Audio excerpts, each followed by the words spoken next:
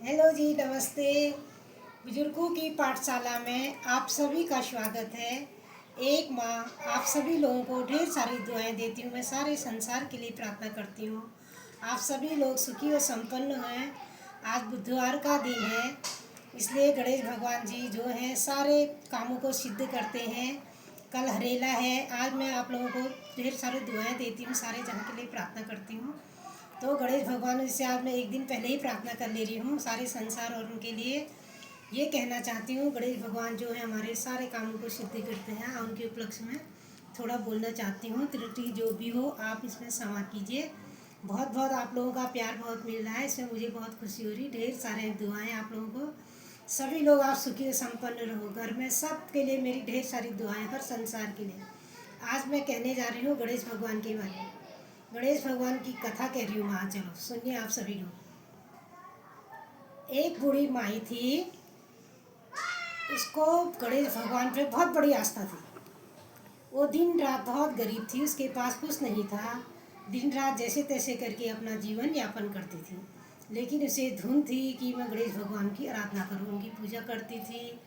अब उससे एक बार वो खेत में गई तो वहाँ से उसने मिट्टी उठाई। मिट्टी से उठा के वो बार बार गणेश भगवान जी की मूर्ति बनाती थी। मूर्ति जब वो बनाती थी तो वो मूर्ति गिर जाती थी, टूट जाती थी।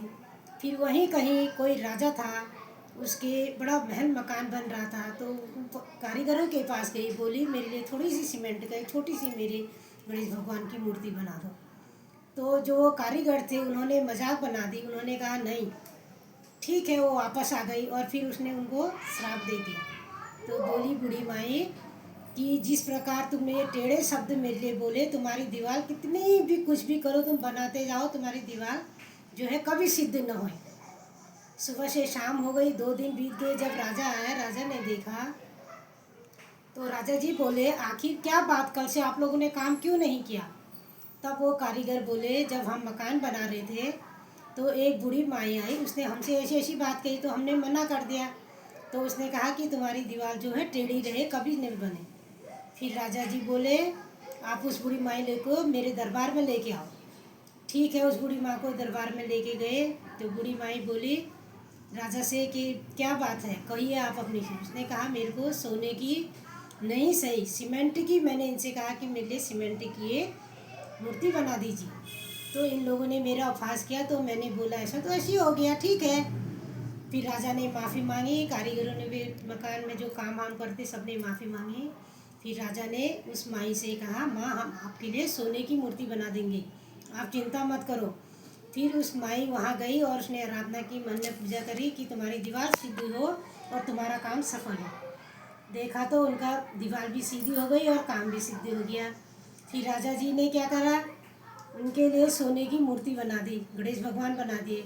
गणेश भगवान बनाए तो बहुत खुश हो गई। फिर उन्होंने अपने घर में रखी माई ने। फिर दिन रात वो प्रार्थना करने लगी। एक बार गणेश भगवान जी जो हैं वो खुश हो गए माई से, बोले वरदान मांग, क्या मांगती। माई बोली मुझे कुछ नहीं चाहिए, आपके दर्शन होने से ही मैं खुशी से झूम उठी हूँ। ठीक है, आप जो देंगे मुझे वो मंजूर है, इस तरह से कहती है। फिर गणेश भगवान जी जो हैं उनके घर जाते हैं, देखते हैं सब उनकी दशा सही नहीं होती है।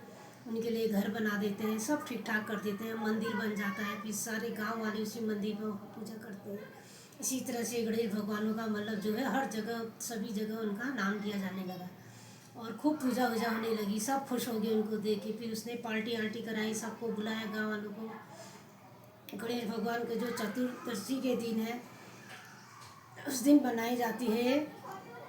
इसमें भी गणेश भगवान जी जब चलते हैं प्रार्थना करते हुए, घूमते हुए, इधर उधर सब जगह जा रहे थे। एक बार जब वो घूमने जा रहे थे चूहे के ऊपर बैठ के, तो चूहा उनका वेट सहन नहीं कर पाया। चूहा बार बार गिर जा रहे थे गणेश भगवान जी। तो चंद्रमा ने जब देखा तो उनकी मजाक बनाने लगे और हंसने लगे। तो गणेश भगवान जी को बहुत ही गुस्सा आ जाता है। गुस्सा आता है तो कहते हैं जिस प्रकार तू मुझ पर चंद्रमा जिस प्रकार मुझ पर हंस रहा है, तेरा भी उपहास होगा। एक दिन तुझ पर झूठा कलंक लगेगा। इसी दिन जो चतुर्दशी के दिन जो चाँद को देखेगा उस दिन वो झूठा आरोप लगेगा उसको, इसीलिए उस दिन चाँद को नहीं देखते हैं। गणेश भगवान जी की भी बहुत सी कथाएं हैं, बहुत वो हैं। गणेश भगवान हमारे हर घर के काम को सिद्ध करते हैं। सबसे पहले इन्हीं का पूजन होता है।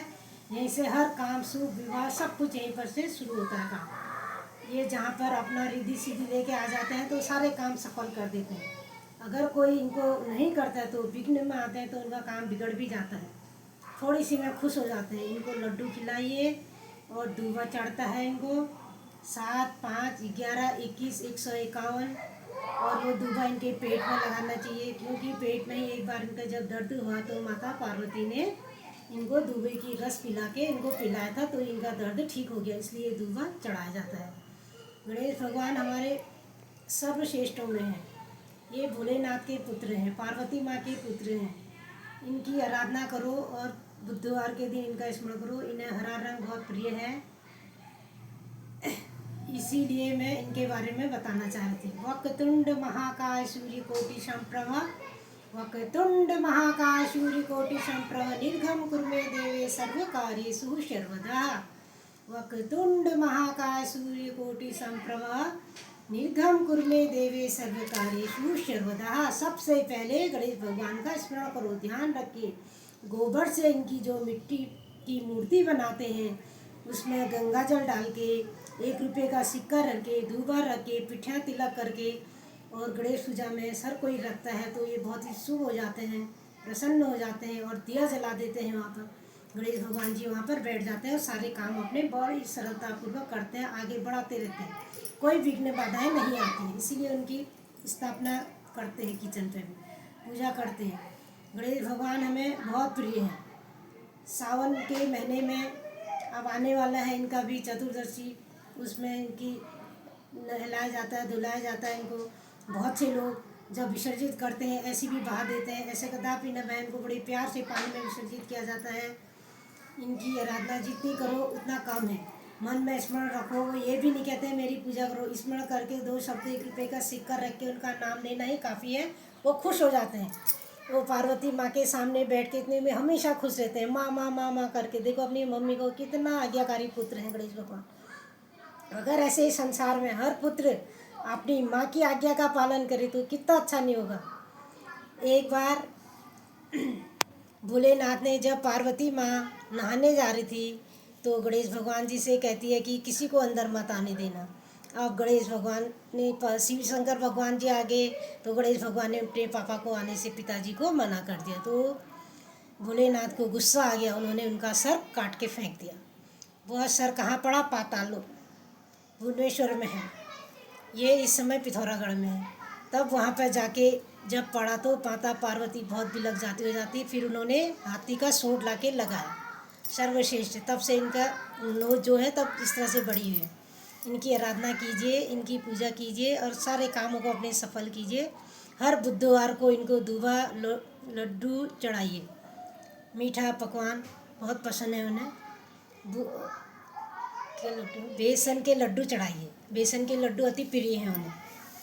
अब समाप्त करने जा रही हूँ। सॉरी, धन्यवाद बहुत बहुत। ओके, मिलते हैं। आप हमें याद करो, हम भी आपको याद करें।